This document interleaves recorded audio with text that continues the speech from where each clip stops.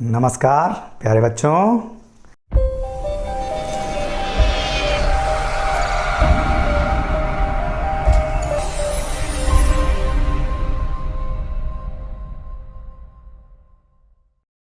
देखिए, हमने इसके पहले वाले वीडियो में एक्सियल ऑन पोजीशन में इलेक्ट्रिक डायपोल के कारण इलेक्ट्रिक फील्ड या इंटेंसिटी ऑफ इलेक्ट्रिक फील्ड को कैलकुलेट किया। आज हम इलेक्ट्रिक डायपोल के कारण इक्वेटोरियल पोजीशन में, बाइसेक्टर पोजीशन या ब्रॉड साइड ऑन पोजीशन में हम इंटेंसिटी ऑफ इलेक्ट्रिक फील्ड को कैलकुलेट करने जा रहे हैं ड्यू टू इलेक्ट्रिक डायपोल। देखिएगा मेरे साथ, बोर्ड पर आइएगा ध्यान से। मैंने यहाँ पे क्या किया हुआ है, एक इलेक्ट्रिक डायपोल ले लिया है ए बी, जो प्लस क्यू और माइनस क्यू चार्ज से मिलकर बना है। ठीक है, ये इसकी एक्सिस है, इसको हम न्यूट्रल एक्सिस या इक्वेटोरियल पोजीशन या बाइसेक्टर एक्सिस कहते हैं। ये कोई एक पी पॉइंट लिया मैंने इसके बाइसेक्टर पोजीशन में, है ना। प्रश्न ये भी उठता है कि ब्रॉड साइड ऑन पोजीशन किसको कहते हैं, तो फिर आपको बताना पड़ेगा कि वो पॉइंट जहां पर इलेक्ट्रिक फील्ड या इंटेंसिटी ऑफ इलेक्ट्रिक फील्ड को कैलकुलेट कर रहे हैं, वो अगर इलेक्ट्रिक डायपोल की न्यूट्रल एक्सिस पर है, बाइसेक्टर पर है, तो इस प्रकार की पोजीशन कहलाती है आपकी ब्रॉड साइड ऑन पोजीशन या इक्वेटोरियल पोजीशन। ठीक है, तो ए बी एक इलेक्ट्रिक डायपोल है जो plus Q minus Q charges से मिलकर बना है। इनके बीच की डिस्टेंस 2L है। इसके मिड पॉइंट O से R डिस्टेंस पर एक पॉइंट P है जिस पर हमको इलेक्ट्रिक फील्ड को कैलकुलेट करना है। तो ऑब्वियसली पहले इसके कारण यहाँ इलेक्ट्रिक फील्ड देखेंगे, फिर इसके कारण यहाँ इलेक्ट्रिक फील्ड देखेंगे। और मैंने आपको बताया था कि जहाँ पर इलेक्ट्रिक फील्ड को कैलकुलेट करेंगे वहाँ यूनिट पॉजिटिव चार्ज को इमेजिन करेंगे। तो मैंने मान लिया कि यहाँ यूनिट पॉजिटिव चार्ज या टेस्ट चार्ज रखा हुआ है। ऑब्वियसली ये प्लस क्या करेगा, इसको रिपल करेगा, तो रिपल्सन के कारण डायरेक्शन जो है वो बाहर की तरफ जाएगी। ये माइनस चार्ज क्या करेगा, इसको अट्रैक्ट करेगा, तो अट्रैक्ट कर डायरेक्शन जो है वो बी की तरफ जाएगी। अब दो डायरेक्शन हो गई यहां पर इलेक्ट्रिक फील्ड की, तो फिर हमको यहाँ रिजल्टेंट इलेक्ट्रिक फील्ड को किस प्रकार से कैलकुलेट करना है। तो पहले हम प्लस क्यू और माइनस क्यू चार्जेस के कारण इलेक्ट्रिक फील्ड देख रहे हैं, और फिर इनका किस प्रकार से रिजल्टेंट निकालते हैं वो हम आपको बताएंगे। तो सबसे पहले हम लिखेंगे electric field at point P due two plus Q charge. Electric field है ना, कहीं कहीं किताबों में लिखा है intensity of electric field at point P due two plus Q charge. तो मैं लिख दूंगा यहाँ पर प्लस क्यू चार्ज के कारण वो हो जाएगा E1 मैंने इमेजिन किया है, तो E1 इज इक्वल टू हो जाएगा 1/4πε0 के। ये मोनो चार्ज के कारण जो इलेक्ट्रिक फील्ड होता है वो वाला लिख रहा हूँ मैं यहाँ पर। ठीक है, मीडियम के लिए मैंने K लिख दिया है। Q बाय डिस्टेंस है यहाँ से AP square, AP square direction है A से P की तरफ।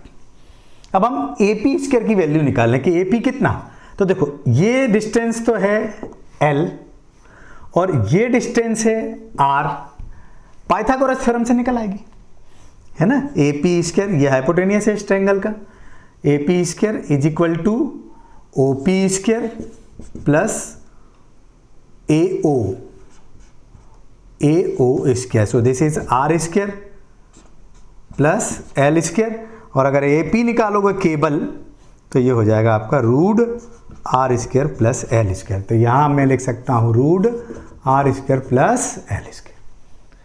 ठीक, ये वैल्यू उठाकर मैं यहां रखूं तो मुझे मिलेगा E1 is equal to 1/4πε0 K Q by R square plus L square. Square हटा दिया मैंने, किल रूट हटा दिया स्क्वायर से, है ना, और ये इक्वेशन नंबर 1 दे दिया। तो E1 के कारण यहाँ पर इलेक्ट्रिक फील्ड मुझे इतना मिला, है ना। न्यूमेरिकली अगर सॉल्व करना हो तो 9 × 10⁹ Q बाय, और ये डिस्टेंस ले ली जाएगी, कितनी आएगी आपकी। Similarly electric field at point P due to minus q charge. तो माइनस क्यू चार्ज के कारण मैंने उसको E2 माना है, तो मैं यहाँ डायरेक्ट लिख रहा हूँ E2 इज इक्वल टू क्या हो जाएगा 1/4πε0 K Q बाय डिस्टेंस तो यही रहेगी जो यहाँ पर है, इतनी डिस्टेंस है R square plus L square. ठीक है, तो फिर मैं ये लिख दूंगा R square plus L square, equation number 2। अब जरा ध्यान से देखो E1 और E2 को, दोनों की वैल्यू सेम है, अर्थात E1 और E2 सेम है।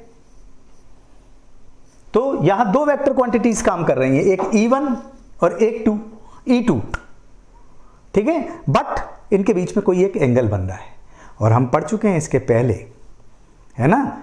हम वेक्टर की ओर चलें तो हम इसके पहले रिजल्टेंट निकालने का फार्मूला पढ़ चुके हैं कि जो रिजल्टेंट आएगा वो इन दोनों के ठीक बीच में आएगा, क्योंकि दोनों का मैग्नीट्यूड सेम है। वो पेड़ को काटा जाए, रस्सियों से बांध के खींचा जाए, तो दोनों रस्सियों पर अगर बराबर बराबर फोर्स लग रहा होगा तो पेड़ ठीक उनके बीच में आके गिरेगा।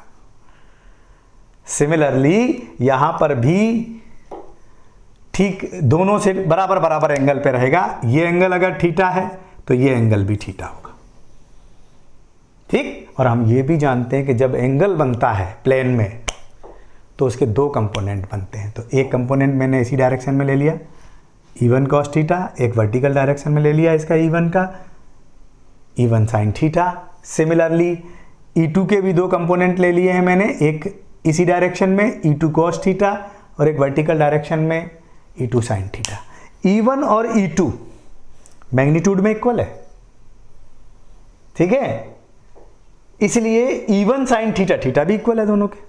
E1 sin थीटा और E2 sin थीटा ये मैग्नीट्यूड में इक्वल और डायरेक्शन में अपोजिट होने के कारण अपने इफेक्ट को कैंसल आउट कर देंगे। तो फिर P पॉइंट पर जो रिजल्टेंट इलेक्ट्रिक फील्ड होगा वो दोनों के कॉस कंपोनेंट के सम के इक्वल होगा। सम क्यों कर रहा हूं मैं? क्योंकि दोनों एक ही डायरेक्शन में हैं, अर्थात इनके बीच एंगल 0 है। तो वही वाला कॉन्सेप्ट लगा देंगे, root E1 square plus E2 square plus 2E1 E2 cos theta, ठीक है। और E1 E2 सेम है, but E1 is equal to E2। तो चाहो तो E1 की जगह E2 लिख दो या E2 की जगह E1 लिख दो। अगर लिखते हो तो क्या मिलेगा आपको? Resultant 2E1 cos theta. इसको मैं 1 मिनट के लिए यहाँ रोक रहा हूँ। ये तो एक मेथड है, कंपोनेंट मेथड, जिससे हमने यहाँ पर रिजल्टेंट इलेक्ट्रिक फील्ड कैलकुलेट कर लिया। एक और मेथड है जो हम वेक्टर सम की तरफ चलें तो पैरेललोग्राम लॉ में जो हमने रिजल्टेंट पढ़ा हुआ है, ये फार्मूला थोड़ा सा लिख के बता रहा हूँ मैं आपको। ये वाला E1 square plus E2 square plus 2E1 E2 cos 2 theta. ये थीटा एंगल है, ये थीटा, दोनों बराबर हैं तो वहाँ एंगल हो जाएगा 2 थीटा। अब हमने क्या बताया था? बट E1 बराबर E2 है, दोनों में से किसी की जगह कोई सा भी प्लेस कर सकते हैं। E1 की जगह E2 या E2 की जगह E1। मैं E1 ही रख रहा हूँ, ठीक है। तो ये E1 square 2, E1 E2 same हो जाएंगे तो E1 स्क्वायर और cos 2 थीटा, ठीक। ये क्या हो गया आपका? 2E1 square plus 2E1 square cos 2 theta, ठीक है। तो ये हो गया आपका, मैं यहाँ पे 2E1 स्क्वायर को कॉमन निकाल रहा हूँ, तो ये हो जाएगा 1 यहाँ पे और यहाँ पे 2E1 स्क्वायर कॉमन निकल जाएगा, तो ये हो जाएगा cos 2 थीटा, ठीक। जो लोग जानते हैं उनके लिए तो ठीक है, लेकिन जो लोग नहीं जानते वो भी सुन ले। ये एक फार्मूला होता है 1 प्लस cos 2 थीटा, ये होता है 2 cos square theta, 2 cos square theta. तो इसको रूट से बाहर लाऊं, 2 2 4 को रूट से बाहर लाऊंगा 2, यहाँ पे E1 स्क्वायर लगा हुआ है, और यहाँ से E1 स्क्वायर में से बाहर लाऊंगा तो E1 cos स्क्वायर थीटा से लाऊंगा बाहर तो cos theta. That means resultant electric field ये आ जाएगा। तो एक मेथड ये भी है रिजल्टेंट इलेक्ट्रिक फील्ड फाइंड करने का, और एक ये कंपोनेंट मेथड भी है। जो आपको अच्छी लगे आप उसका यूज कर सकते हो। तो मैं इसको यहाँ से रब कर रहा हूँ और इस प्रोसेस को आगे बढ़ा रहा हूँ, ठीक है ना। तो कैसे रिजल्टेंट इलेक्ट्रिक फील्ड कैलकुलेट करना है? अब आपके पास जो गिवन क्वांटिटीज हैं उनको पुट अप कर दीजिए, ठीक है। जैसे यहाँ पर देखो 2E1 अपने पास है, ये रहा 1/4 पाई एप्सिलॉन 0 के Q by R square plus L square. ये इसकी वैल्यू रख दी हमने, किसकी? E1 की। और cos थीटा देखो तो cos थीटा के लिए यहां जाओ,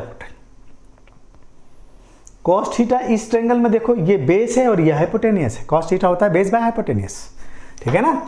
cos थीटा क्या होता है? बेस बाय हाइपोटेनियस, तो बेस है L और हाइपोटेनियस ये, तो मैं यहाँ लिख दूंगा L by root R square plus L square. ठीक, तो Q इंटू 2L, ये हो गया इलेक्ट्रिक डायपोल मोमेंट।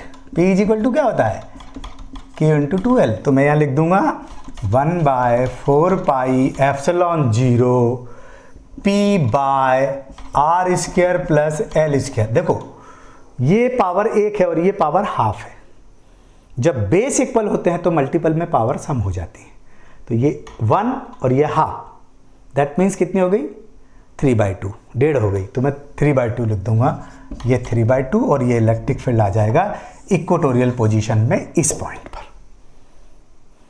ठीक है, और अगर थोड़ा सा इसको आगे बढ़ाएं और देख लें तो मैं ये भी कह सकता हूं कि इफ छोटे डायपोल के लिए if L is very very less than R, छोटा डायपोल हो, तो फिर हम इस L को नेग्लिजिबल कर देंगे।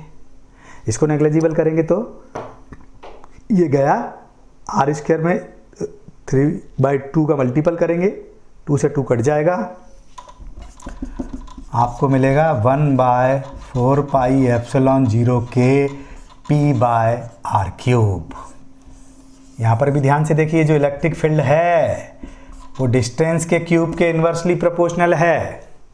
P इज इक्वल टू वही है Q इंटू 2L। ठीक, यहाँ भी पर फिर डिफरेंस क्या आ रहा है, एक्सियल ऑन पोजीशन और इक्वेटोरियल पोजीशन में।